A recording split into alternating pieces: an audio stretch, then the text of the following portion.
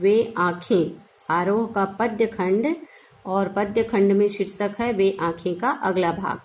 हमने पढ़ा पद क्रमांक 1 और पद क्रमांक 2 में किसका वर्णन है, किसकी आंखों का वर्णन है, किसान की आंखों का, जिसमें दूर दूर तक अंधकार है। कौन सा अंधकार, निराशा रूपी अंधकार। कैसा दिख रहा है, मानो कोई अंधेरी गुफा हो, इसलिए उन आंखों से डरता है मन। कवि का मन डरता है किससे, उन आंखों में देखने से।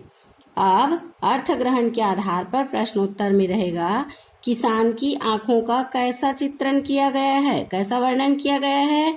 किसान की आंखों में दूर दूर तक निराशा रूपी अंधकार है, अंधेरी गुफा के समान निराशा है। उसकी आंखों में गरीबी और निराशा स्पष्ट दिखाई पड़ती है। कवि को किसान की आंखों से क्यों डर लगता है, किसान की आंखों से कवि को डर लगता है क्योंकि उसकी आंखों में गरीबी, शोषण और अत्याचार की वेदना, पीड़ा भरी हुई है। दूर दूर तक निराशा का अंधकार है, आशा की कोई भी किरण नहीं है, इसलिए कवि को इन आंखों में देखने से डर लगता है। और यदि पूछते हैं आजादी के बाद किसान की दशा में क्या सुधार हुआ, तो क्या सुधार हुआ, इसमें आपको अर्थ में बताया गया, वह स्वाधीन किसान रहा अभिमान भरा आंखों में किसका, छोड़ उसे मझधार आज संसार कगार सदृश बह खिसका। अर्थात आजादी के बाद किसान की दशा में कोई सुधार नहीं हुआ, सिर्फ कहने के लिए ये स्वाधीन भारत है, ये भारत का किसान है, जबकि उसकी स्थिति आज भी उतनी अच्छी नहीं हुई। जीवन के क्षेत्र में, विकास में किसानों की ओर ध्यान नहीं दिया गया। जमींदारों और अन्य कर्जदारों के तले आज भी वे दबे हुए हैं। इस प्रकार किसान की स्थिति में सुधार नहीं हुआ है। ऐसे ही दूसरा पद्यांश है, कौन सा, लहराते वे खेत दृगों में से लेकर गया जवानी ही में मारा, जिसमें किसान की अतीत माने बीता हुआ समय का वर्णन है। वह याद करता है कि हरे लहराते फसल वाले खेत थे जिससे आज मैं बेदखल हो चुका हूँ। और क्या याद करता है, आंखों का तारा माने अधिक प्रिय पुत्र है, पुत्र था जो किसमें मारा गया, महाजन के कर्मचारी कारकुनों की लाठी से जवानी में ही मारा गया। इस प्रकार किसान की आंखों में अत्यधिक दुख। अगला पद्यांश है, बिका दिया घर द्वार महाजन ने न ब्याज की कौड़ी छोड़ी, रह रह आंखों में चुभती वह कुर्क हुई बरघों की जोड़ी, उजरी उसके सिवा किसे कब पास दुहाने आने देती, आंखों में नाचा करती उजड़ गई जो सुख की खेती। चित्र में दिखाई पड़ रहा है क्या, किसान की आंख। कवि के अनुसार इसमें क्या बताया गया है, महाजन माने जो कर्जदार होता है, कर्ज लेता है और महाजन उसको ब्याज के सहित वसूली करता है, उसका वर्णन है। इसमें बहुत सारे शब्दार्थ हैं। महाजन माने होता है साहूकार, जो ऋण देता है, क्या देता है, कर्ज देता है। कौड़ी ये पैसे का माप है, जैसे आज रुपया है, रुपये की इकाई पैसा है, वैसे ही एक पैसा को कहा जाता था एक कौड़ी। नीलाम कुर्क होना माने नीलामी, जिसकी संपत्ति को सामने नीलाम कर दिया जाए। बरघों की जोड़ी माने बैलों की जोड़ी, चूंकि किसान खेती करता था तो उसके पास पशुधन भी थे, हल चलाने के लिए हृष्ट पुष्ट बैलों की जोड़ी थी। उजरी ये कहा जाता है गाय जो होती है, कोई भूरी होती है तो उसे भूरी, धौरी, सफेद होती है, तो वैसे ही ये सफेद उसके पास गाय थी तो उसे उजरी कहते थे। सिवा माने के बिना, अह माने आह जो दर्द सहना ही पड़ता है, ना किसी से कहा जा सकता, ना उस दर्द से छुटकारा पाया जा सकता, उसको कहा जाता है आह। अब ध्यान देंगे प्रसंग, संदर्भ में शीर्षक, पुस्तक का नाम, शीर्षक और कवि का नाम। प्रसंग, प्रस्तुत पद्यांश में कवि ने महाजन द्वारा अपना मूल और ब्याज वसूलने के लिए किसान पर किए गए अत्याचार का वर्णन किया है। किसान की तत्कालीन वास्तविक स्थिति का वर्णन है। अर्थ,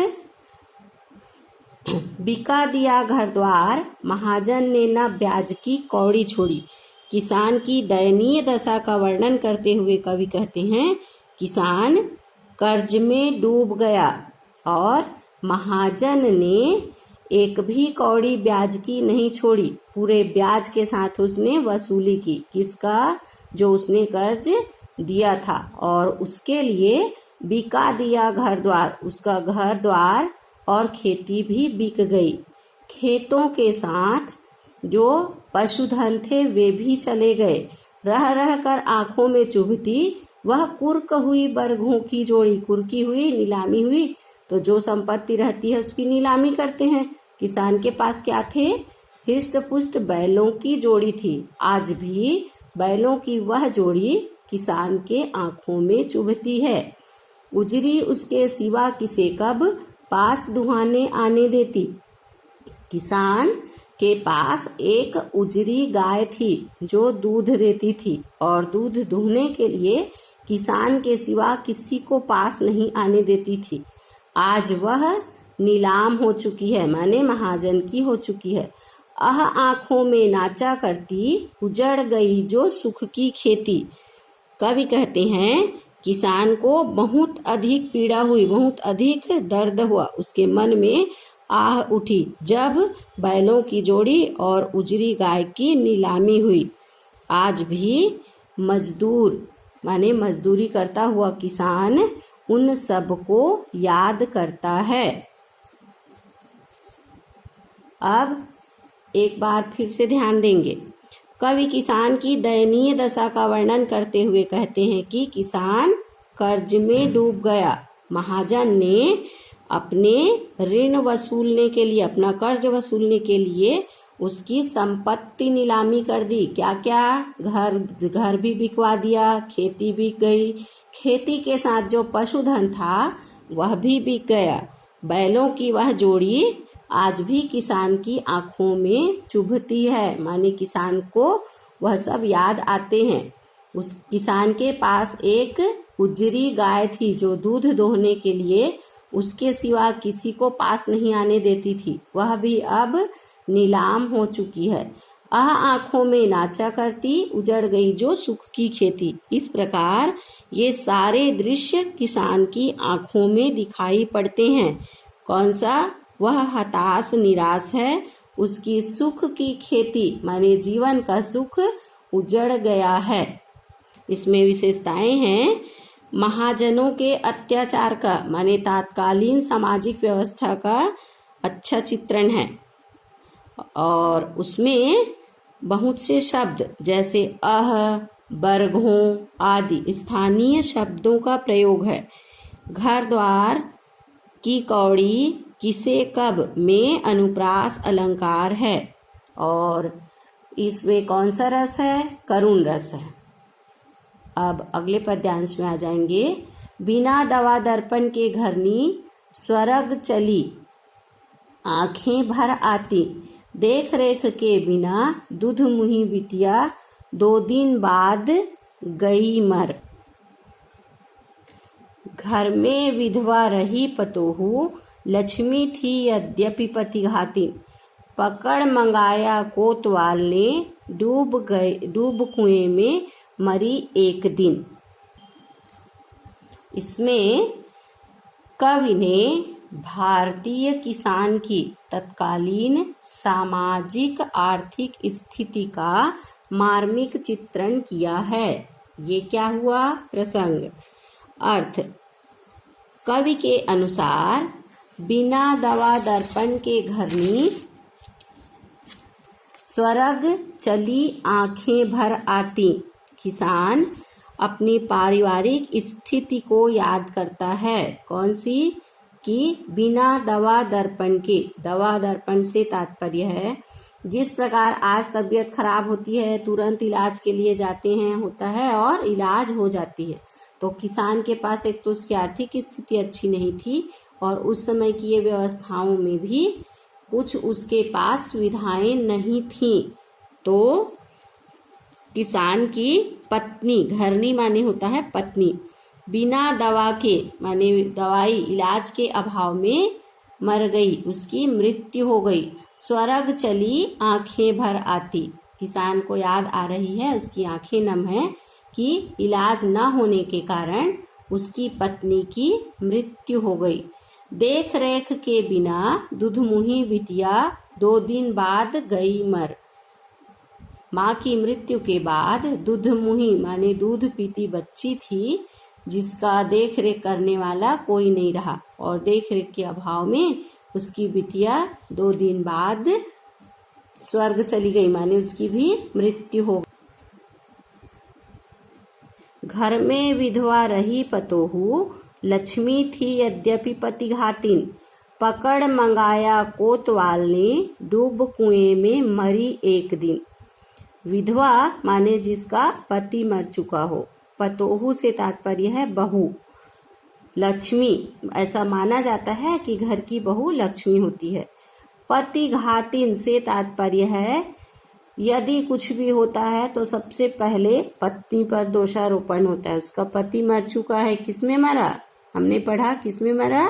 उस किसान का बेटा महाजन के कर्मचारियों ने लाठी से पीट पीट कर मार डाला, कर वसूली के नाम पर या कर्जदार के नाम पर। तो वैसे ही पकड़ मंगाया कोतवाल ने, डूब कुएं में मरी एक दिन। चूंकि उस समय की सामाजिक व्यवस्था ऐसी थी कि लोग सुरक्षित नहीं थे। कोतवाल ने एक दिन उसकी बहू को यह कहकर कि यह अपनी पति की हत्या के लिए जिम्मेदार है, यह कहकर मंगवाया और उसके साथ जो कुकर्म किया तो उसके कारण उसकी बहू डूब कुएं में मरी एक दिन। पति घातिन कहा गया। एक तो अपनी पति की मृत्यु के लिए उसे जवाबदार ठहराया गया और उसी बहाने उसे कोतवाल ने मंगवा लिया था, माने पकड़कर ले गए थे और उसके साथ जो अत्याचार हुआ उसके कारण वह कुएं में डूबकर मर गई। अब बच्चे ध्यान देंगे, ये क्या काहे का वर्णन है? किसान की तत्कालीन सामाजिक पारिवारिक स्थिति का वर्णन है। कवि किसान की पारिवारिक स्थिति का वर्णन करते हुए कहते हैं, किसान की पत्नी दवाइयों इलाज के अभाव में स्वर्ग चली गई, माने मर गई, उसकी मृत्यु हो गई। माँ की मृत्यु हो जाने पर दूधमुही बच्ची माने दूध पीती बच्ची देख रेख के अभाव में 2 दिन बाद मर गई और किसान के घर में उसकी विधवा पुत्रवधू, पतोहू माने बहू, बची थी। यद्यपि वह लक्ष्मी थी, माने किसान तो उसे अपनी बहू घर की लक्ष्मी मानता था, किंतु उसे अपने पति की मृत्यु के लिए जिम्मेदार कहकर कोतवाल ने पकड़कर मंगवाया, माने उसको पकड़कर ले गए और उसके साथ जो अत्याचार हुआ उसके कारण वह कुएं में डूबकर मर